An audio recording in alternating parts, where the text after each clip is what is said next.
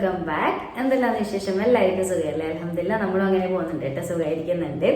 അപ്പോൾ ഇന്നത്തെ നമ്മുടെ വീഡിയോ എന്ന് പറയുന്നത് ഇതാ ഞാനിവിടെ എടുത്തു വെച്ചിട്ടുണ്ട്. നിങ്ങൾക്ക് തമിഴിൽ കാണുമ്പോൾ തന്നെ മനസ്സിലായിട്ടുണ്ടാവും, നമ്മുടെ ഓണക്കിറ്റ് അല്ലേ. അപ്പോൾ ഇതെല്ലാവർക്കും കിട്ടിയോ എന്താണെന്നുള്ളത് കമൻറ്റ് ചെയ്യട്ടോ. അപ്പോൾ നമുക്കിതിപ്പോൾ ഇന്നലെ ഞാൻ തോന്നുന്നു ഉമ്മ വാങ്ങിച്ചു കൊണ്ടുവച്ചിട്ടുള്ളതാണ് ഇതിവിടെ. അപ്പോൾ ഇതിലുള്ള ഐറ്റംസ് എല്ലാം ഉമ്മ ഇങ്ങനെ എടുത്തു വെക്കുന്ന സമയത്ത് ഞാൻ എല്ലാം നല്ല കിട്ടില്ലല്ലേ, എല്ലാം ആവശ്യമില്ല, ഒരു വീട്ടിലേക്ക് ആവശ്യമുള്ള എല്ലാ ഐറ്റംസും ഉണ്ട്. അപ്പോൾ ഇത് ഞാനിങ്ങനെ ഒരു ഐറ്റം കണ്ട്, ഇതിന് കുത്തരി എന്നും ഉണക്കലരി എന്നെല്ലാം പറയും പോലും. അപ്പോൾ ഉമ്മ പറഞ്ഞ് ഇതിനെക്കൂട്ട് പായസം ആക്കിയ ഭയങ്കര ടേസ്റ്റാന്ന് പറഞ്ഞത്. അപ്പോൾ ഞാൻ കരുതി എന്നാൽ നമുക്കിത് കാരമൽ ചെയ്തിട്ടൊരു പായസം ഉണ്ടാക്കി നോക്കിയാലോ. ഇതിങ്ങനെ ചെയ്യാനുള്ള കാരണം എന്താണെന്ന് വെച്ച് കഴിഞ്ഞാൽ, ഞാൻ പൊതുവെ ഇങ്ങനത്തെ പായസമൊക്കെ നമ്മൾ തേങ്ങാപ്പാലിൽ കൂടുതൽ വെച്ചാൽ ഭയങ്കര ടേസ്റ്റ് എന്നല്ല പറയാം. അപ്പോൾ ഈ ഒരു പായസം ഞാനിന്ന് പശുവിൻ പാലിലാണ് കേട്ടോ, കാരമലൈസ് ചെയ്തിട്ടാണ് വെക്കാൻ പോകുന്നത്. നമ്മൾ സേമിയൊക്കെ വെക്കുമല്ലോ, ആ ഒരു രീതിക്ക് സ്പെഷ്യലായിട്ട് വെക്കുന്നതാണ്.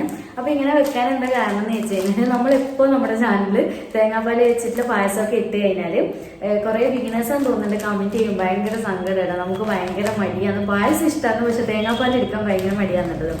അപ്പോൾ ഞാൻ കരുതി എന്തായാലും ഈ ഒരു പായസം എല്ലാവർക്കും ഇഷ്ടപ്പെടുന്നതാണല്ലോ, അപ്പോൾ കാരമലൈസ് ചെയ്തിട്ട് നമുക്ക് പശുവിൻ പാലിൽ തന്നെ വെച്ചിട്ട് കാണിക്കാം കേട്ടോ. നല്ല ടേസ്റ്റ് ആയിരിക്കും, എന്തായാലും ഒരു തവണ ട്രൈ ചെയ്ത് നോക്ക്. പിന്നെ ഈ ഒരു കിറ്റിന് നമ്മളെ പഞ്ചസാര, നെയ്യ്, അണ്ടിപ്പരിപ്പ് എല്ലാ സംഭവങ്ങളും ഉണ്ടല്ലോ, പെട്ടെന്ന് തന്നെ റെഡിയാക്കാൻ ചെയ്യും. ഒന്ന് പാല് മാത്രമല്ല നമുക്ക് വാങ്ങിക്കേണ്ടുള്ളൂ. അപ്പോൾ ഞാൻ കരുതി ഇന്നത്തെ റെസിപ്പി നമുക്ക് ഈ ഒരു കിറ്റ് തന്നെ ആക്കാം, എല്ലാവർക്കും യൂസ്ഫുൾ ആകുന്ന വീഡിയോ ആയിരിക്കുമല്ലോ. അപ്പോൾ നമുക്ക് വീഡിയോയിലേക്ക് പോയാലോ. വീഡിയോയിലേക്ക് പോകുന്നതിന് മുന്നേറ്റ് നിങ്ങൾക്ക് ചാനൽ ഇഷ്ടപ്പെടുന്നുണ്ടെങ്കിൽ പ്ലീസ് സബ്സ്ക്രൈബ് ചെയ്ത് സപ്പോർട്ട് ചെയ്യണേ. അതുപോലെ തന്നെ ഒരുപാട് പേര് നോട്ടിഫിക്കേഷൻ്റെ പ്രശ്നം പറയുന്നുണ്ട്, നിങ്ങൾ ഓൾ ഓപ്ഷൻ തന്നെ നിൽക്കട്ടെ, ആ ഒരു കുഞ്ഞു ബെല്ലൈക്കണില്ലേ അതിൽ ഓൾ ഓപ്ഷൻ തന്നെ കൊടുക്കണേ, എങ്കിലേ നമ്മൾ വീഡിയോസ് ഇടുമ്പോൾ നിങ്ങൾക്ക് പെട്ടെന്ന് തന്നെ നോട്ടിഫിക്കേഷൻ കിട്ടുകയുള്ളൂ. ഇനി നമുക്ക് ആദ്യം തന്നെ നമ്മളെ കിറ്റിലുള്ള അരിയില്ലേ, അതിതാ ഞാൻ 1 കപ്പാണ് എടുത്തിട്ടുള്ളത്. എൻ്റെതിപ്പോൾ 250 ml മെഷറിംഗ് കപ്പിലാണ് 1 കപ്പ് എടുത്തിട്ടുള്ളത്. അപ്പോൾ ഇനിയിപ്പോൾ ഈ ഒരു അരി നമുക്ക് നല്ലപോലെ ഒന്ന് കഴുകിയെടുത്തിട്ട് വരാം, നന്നായിട്ട് കഴുകിയിട്ട് വെള്ളമൊന്ന് ഊറ്റിയെടുത്തിട്ട് വരാം. ഇനിയിപ്പോൾ ഞാനിവിടെ ഒരു കുക്കർ എടുത്ത് വെച്ചിട്ടുണ്ട്, അതിലേക്ക് നമ്മൾ കഴുകി വെട്ടി വെച്ചിട്ടുള്ള അരിയില്ല, ഒട്ടും തന്നെ വെള്ളമൊന്നും ഇല്ലാതെ മൊത്തത്തിലായിട്ട് ഇട്ട് കൊടുക്കുക.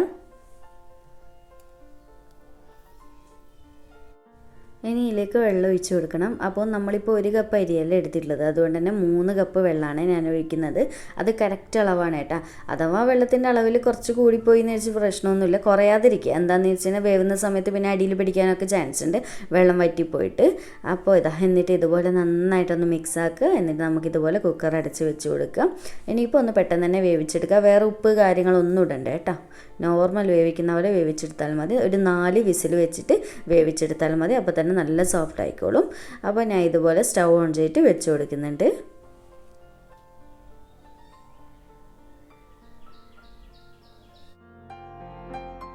അങ്ങനെ ഇതാ നമ്മൾ അരിയൊക്കെ വെന്ത് ഞാൻ പ്രഷറൊക്കെ മൊത്തത്തിൽ പോയതിന് ശേഷമാണ് അടപ്പ് തുറന്ന് കാണിക്കുന്നത്. കണ്ടില്ല, വെള്ളമൊക്കെ കറക്റ്റാണ് കേട്ടോ, ഒട്ടും തന്നെ അടിയിൽ പിടിച്ചിട്ടുമില്ല, എന്നാൽ നല്ലപോലെ വെന്തിട്ടുണ്ട്.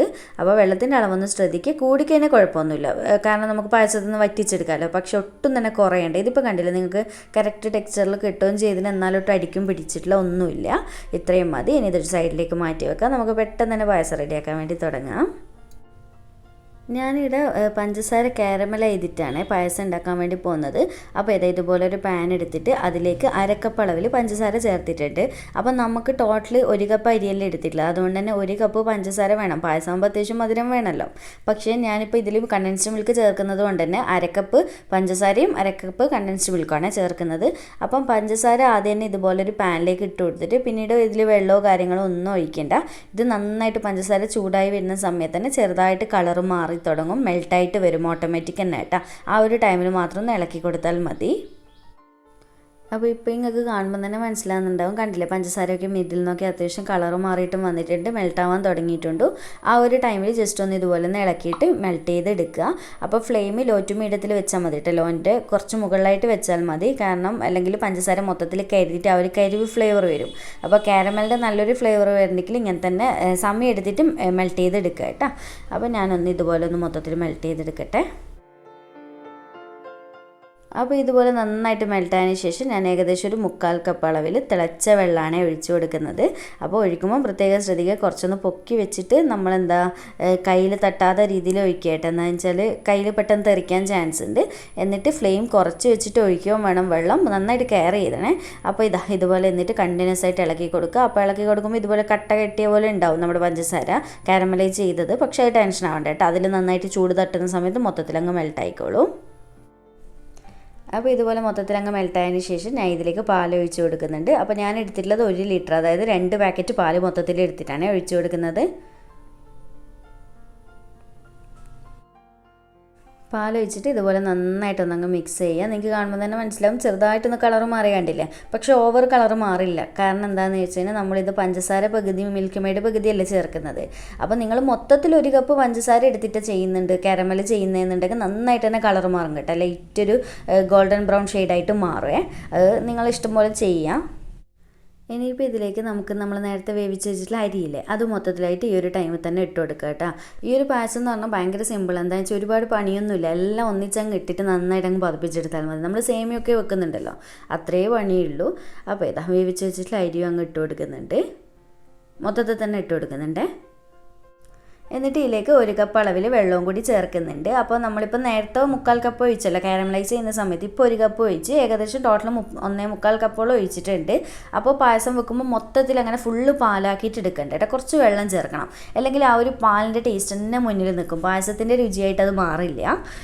അപ്പോൾ നിങ്ങളുടെ ഓരോരുത്തരുടെ ടേസ്റ്റിനനുസരിച്ച് ചേർത്താൽ മതി കേട്ടോ വെള്ളവും പാലൊക്കെ. പിന്നെ ഇതാ ഞാൻ 1/2 കപ്പ് അളവിൽ കണ്ടൻസ്ഡ് മിൽക്കും കൂടി ചേർക്കുന്നുണ്ട്. ഇതിപ്പോൾ ഞാൻ വീട്ടിലുണ്ടാക്കിയിട്ടുള്ള കണ്ടൻസ്ഡ് മിൽക്കാണ്. ഇതിൻ്റെ ലിങ്ക് ഞാൻ ഡിസ്ക്രിപ്ഷനിൽ കൊടുക്കുക കേട്ടോ, ആവശ്യമുള്ളവർ ചെക്ക് ചെയ്തോ. റെഡിമെയ്ഡ് ആയാലും ഏതായാലും കുഴപ്പമില്ല. അപ്പോൾ 1/2 കപ്പ് പഞ്ചസാരയും 1/2 കപ്പ് കണ്ടൻസ്ഡ് മിൽക്കും കറക്റ്റ് മധുരമാണ് കേട്ടോ, അതിൽ കൂട്ടണ്ട. ഇതന്നെ അത്യാവശ്യം നല്ല മധുരമുണ്ട്. അപ്പോൾ നിങ്ങളുടെ ടേസ്റ്റിനനുസരിച്ച് മധുരത്തിൻ്റെ അളവിലൊക്കെ വ്യത്യാസം വരുത്തണം. പിന്നെ കണ്ടൻസ്ഡ് മിൽക്ക് ഇല്ലയെന്നുണ്ടെങ്കിൽ പാൽപ്പൊടി വീട്ടിലുണ്ടെങ്കിൽ ജസ്റ്റ് പാൽപ്പൊടി കുറച്ച് വെള്ളത്തിലൊന്ന് നന്നായിട്ട് കലക്കുക, ഒരു 2-3 ടേബിൾ സ്പൂൺ, എന്നിട്ട് ഒഴിച്ചു കൊടുക്കുക കേട്ടോ. അപ്പോൾ ഒരു നല്ലൊരു ഫ്ലേവർ ഉണ്ടാവും. അത് നോക്കിയിട്ട് ചെയ്താൽ മതി. അല്ലെങ്കിൽ വെറും പഞ്ചസാര ആയാലും കുഴപ്പമില്ല, പക്ഷേ ഒരു എക്സ്ട്രാ ടേസ്റ്റ് കിട്ടണമല്ലോ. നമ്മളിത് അരി കൊണ്ട് ചെയ്യുന്ന പായസമല്ലേ, അതിന് വേണ്ടിയിട്ടാണ് കേട്ടോ ഇങ്ങനെയൊക്കെ ചെയ്തിട്ടുള്ളത്. ഇപ്പോൾ ഇത്രയും ചേർത്തിട്ട് എല്ലാം കൂടി നന്നായിട്ട് മിക്സ് ആക്കുക. ഇനിയിപ്പോൾ പരിപാടിയൊന്നുമില്ല, നന്നായിട്ട് ഇത് തിളച്ച് വരണം. നല്ലപോലെ ഇതുപോലെ അങ്ങ് തിളച്ചിട്ട് പാലൊന്ന് കുറുകി വരണം കേട്ടോ, എങ്കിലേ ആ ഒരു അരിയിലൊക്കെ നന്നായിട്ട് പാലിൻ്റെ ഫ്ലേവറും കൂടി പിടിച്ച് കിട്ടുള്ളൂ, മധുരവും പാലിൻ്റെ ഫ്ലേവറൊക്കെ. അതിന് വേണ്ടിയിട്ട് നന്നായിട്ട് ഇതിപ്പോൾ ഇത്രയും ലൂസില്ലേ, ഇനിയിപ്പോൾ ഇതിൻ്റെ കാൽ ഭാഗത്തോളം ഒന്ന് കുറുക്കിയെടുക്കണേ, എങ്കിലേ ആ ഒരു പെർഫെക്റ്റ് ടേസ്റ്റ് കിട്ടുള്ളൂ. അപ്പോൾ ഇടയ്ക്കൊന്ന് ഇതുപോലെ ഇളക്കി കൊടുക്കുക. അടിയിലൊന്നും പിടിക്കില്ല, എന്നാലും നമുക്കൊന്ന് പായസം ഇടയ്ക്കിടെ ഒന്ന് ഇളക്കി കൊടുക്കുന്നത് നല്ലതാണല്ലോ. അതുപോലെ തന്നെ പാല് ഇതുപോലെ തിളപ്പിച്ചെടുക്കുന്ന സമയത്ത് ഒരു മീഡിയത്തിൽ വെച്ചിട്ട് തിളപ്പിച്ചെടുക്കുക കേട്ടോ. കാരണം ഹൈ ഫ്ലെയിമിൽ വെച്ച് എന്താ സംഭവിക്കുക എന്ന് പറഞ്ഞാൽ പാല് പെട്ടെന്ന് തന്നെ അങ്ങ് വറ്റിപ്പോവും, എന്നാൽ നമ്മുടെ ഈ അരിയിലേക്ക് ആ ഒരു ടേസ്റ്റ് പിടിച്ച് കിട്ടുമില്ല. അതുകൊണ്ട് മീഡിയത്തിൽ വെച്ചിട്ട് വറ്റിച്ചെടുത്ത് കഴിഞ്ഞാൽ മധുരവും ആ ഒരു പാലിൻ്റെ ഫ്ലേവറൊക്കെ അരിയിലും നന്നായിട്ട് പിടിച്ച് കിട്ടിക്കോളും. അപ്പോൾ ഞാൻ ഇതൊന്ന് വറ്റിച്ചെടുക്കട്ടെ കുറച്ചുകൂടി.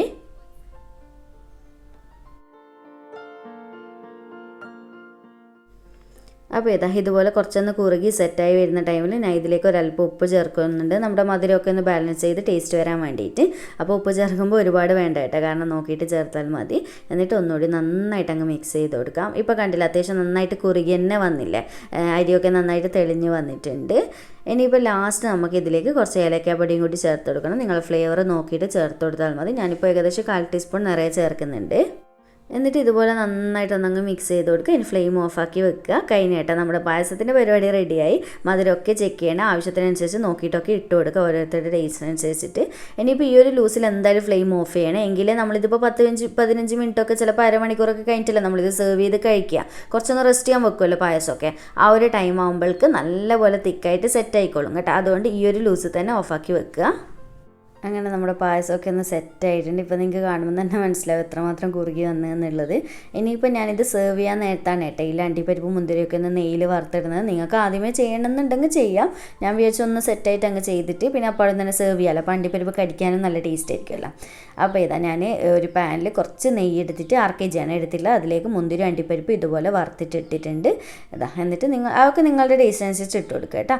എന്നിട്ട് ഇനിയിപ്പോൾ ഇങ്ങനെ അടച്ചു വെക്കുന്നതാണെങ്കിൽ വീണ്ടും വെക്കുക, അല്ലെങ്കിൽ ഞാൻ ഇപ്പോൾ ഡയറക്റ്റ് സെർവ് ചെയ്യാൻ പോകണം. നന്നായിട്ട് ഇതുപോലെ മിക്സ് ചെയ്യുക, എന്നിട്ട് സെർവ് ചെയ്യുക. ഇത്രയേ ഉള്ളൂ, സിമ്പിളല്ലേ പായസം. സെയിം നമ്മുടെ സേമിയ പായസം വെക്കുന്ന ആ ഒരു ടൈമിങ്ങേ വേണ്ടുള്ളൂ. അപ്പോൾ ഇത്രയേ ഉള്ളൂ, നമ്മുടെ പായസം റെഡി ആയിട്ടുണ്ട്. കണ്ടില്ല, ചെറുതായിട്ട് കളറൊക്കെ മാറി വന്നിട്ട് തന്നെ നല്ല ലുക്കും ഉണ്ട്, എന്നാൽ സൂപ്പർ ടേസ്റ്റിയാണ് കേട്ടോ, വെറുതെ പറയല്ല. ശരിക്കും ഈ ഒരു അരി കൊണ്ട് ഉണ്ടാക്കിയ പായസം എന്ന് പറയില്ല. ഒരു തവണകളൊന്ന് ട്രൈ ചെയ്തിട്ട് ഫീഡ്ബാക്ക് അറിയിക്കുക കേട്ടോ. അപ്പോൾ ഇപ്രാവശ്യത്തെ ഓണത്തിൻ്റെ സ്പെഷ്യലായിട്ട് ഉണ്ടാക്കി നോക്ക്. കാരണം നമുക്ക് ഒരുപാട് സാധനമൊന്നും നമ്മൾ കടയിൽ നിന്നൊന്നും വാങ്ങിക്കാനില്ല, ജസ്റ്റ് പാലും വീട്ടിലുണ്ടാവും. അപ്പോൾ ഇന്ന് തന്നെ വീഡിയോ കണ്ടിട്ട് ഓണം സ്പെഷ്യലായിട്ടോ അല്ലെങ്കിൽ ഇന്ന് തന്നെ ഉണ്ടാക്കിക്കോ കേട്ടോ. അപ്പോൾ എല്ലാവർക്കും എൻ്റെ ഹൃദയം നിറഞ്ഞ ഓണാശംസകൾ. അപ്പോൾ ഇത്രയേ ഉള്ളൂ ഇന്നത്തെ വീഡിയോ. എന്തായാലും ഇഷ്ടമായിട്ടുണ്ട് നിങ്ങൾ പെട്ടെന്ന് തന്നെ ഒന്ന് ലൈക്ക് ചെയ്യുക, ചാനൽ സബ്സ്ക്രൈബ് ചെയ്യുക, മാക്സിമം ഒന്ന് ഷെയർ ചെയ്ത് കൊടുക്കുക. അപ്പോൾ വീണ്ടും ഒരു അടിപൊളി വീഡിയോ ആയിട്ട് കാണാം. താങ്ക്